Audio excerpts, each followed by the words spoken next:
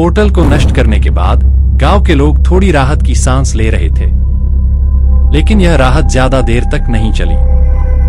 Steve और Alex को एक संदेश मिला जो कि एक प्राचीन पुस्तक से निकाला गया था। इसमें लिखा था कि अब विदर नामक एक भयानक जीव का आह्वान हो चुका है और वह जल्द ही गांव पर हमला करेगा।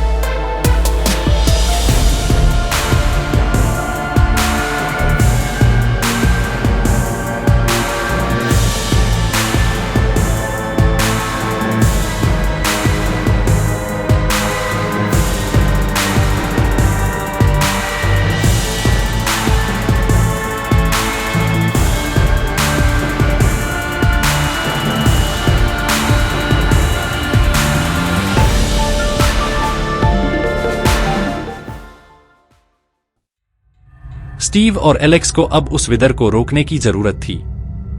उन्होंने पुस्तक में लिखा पढ़ा कि विदर को केवल एक विशेष प्रकार की जादुई तलवार से ही मारा जा सकता है, जो कि एंडर वर्ल्ड में छिपी हुई है। दोनों ने एंडर वर्ल्ड में जाने की तैयारी शुरू की। उन्होंने अपने पास की सभी आवश्यक चीजें जमा की और गांव के लोगों को सुरक्षित स्थान पर भेज दिया।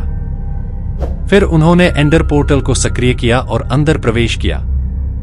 एंडर वर्ल्ड एक बहुत ही भयानक और अजीब स्थान था। वहां की जमीन काली और सूखी थी और आकाश में केवल अंधकार था।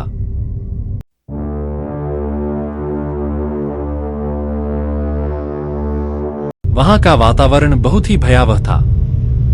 दोनों ने उस जादुई तलवार की खोज शुरू की जो एक पुरानी किले के अंदर छिपी हुई थी। किले में प्रवेश करने के बाद उन्हें कई प्रकार के शैतानी जीवों से लड़ना पड़ा। यह किला बहुत ही बड़ा और भुलक्कड़ था, लेकिन दोनों ने हार नहीं मानी। अंत में उन्हें वह तलवार मिली जो एक बड़े पत्थर के अंदर छिपी हुई थी। तलवार प्राप्त करने के बाद दोनों ने विदर को खोजने की योजना बनाई। वे वापस गांव लौट आए और वहां उन्होंने देखा कि विदर का आह्वान हो चुका था। विदर एक बहुत ही बड़ा और भयानक जीव था जिसकी 3 सिर थे और वह हवा में उड़ रहा था। स्टीव और एलेक्स ने अपने हथियार उठाए और विदर के साथ लड़ाई शुरू की। यह लड़ाई बहुत ही कठिन थी। विदर ने अपनी ताकत से गांव के बड़े हिस्से को नष्ट कर दिया। स्टीव ने जादुई तलवार से उस पर हमला किया, लेकिन वह तुरंत भाग गया। एलेक्स ने अपने तीरों से विदर को कमजोर किया और आखिरकार स्टीव ने एक जोरदार प्रहार के साथ उसे मार गिराया। विदर का अंत होते ही गांव में शांति फैल गई। स्टीव और एलेक्स ने महसूस किया कि विदर का अंत करना बहुत ही आवश्यक था, लेकिन यह बुराई का अंत नहीं था। उन्होंने समझा कि अब भी और भी बड़े खतरे उनका इंतजार कर रहे थे।